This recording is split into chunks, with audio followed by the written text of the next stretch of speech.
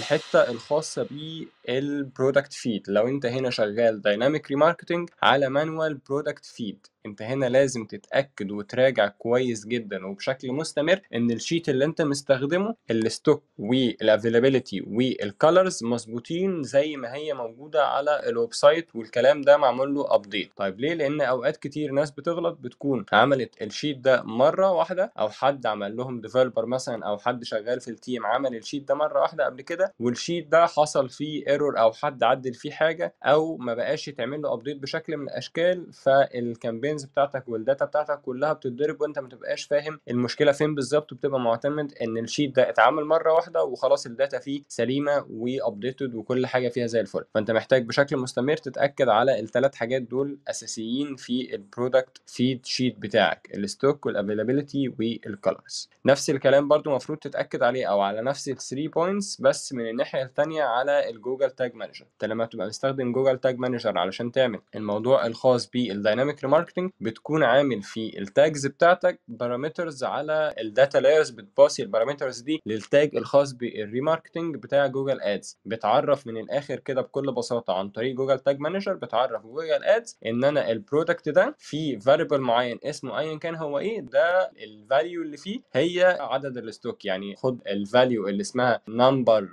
اس كي يو مثلا او حاجه زي كده، ده بيريفير لي العدد بتاع الايتمز اللي موجوده في الستوك عندي. نفس الكلام بالظبط مع الافيلابيلتي، هو اوت ستوك ولا ان ستوك. ونفس الكلام في الكالرز، انا عندي كالرز قد ايه وايه الكالرز المتاحه عندي والكلام ده كله. احنا لازم نتاكد ان الحته دي شغاله صح ومعموله بشكل دايناميك او بتفاير بالشكل المظبوط زي ما البرودكت عندي على الويب سايت موجود. نفس الداتا دي بالظبط هي اللي بتعمل لها باثنج للجوجل ادز بتاعي، علشان اتاكد ان جوجل قادر يعمل ماتشنج ما بين الداتا دي وما بين الشيت بتاعي وما بين الادز اللي بيظهرها لليوزر، علشان اتاكد ان البرفورمانس بتاعي شغال صح. تقدر تشوف الحلقة كاملة على اليوتيوب أو تسمعها على جوجل وأبل بودكاست.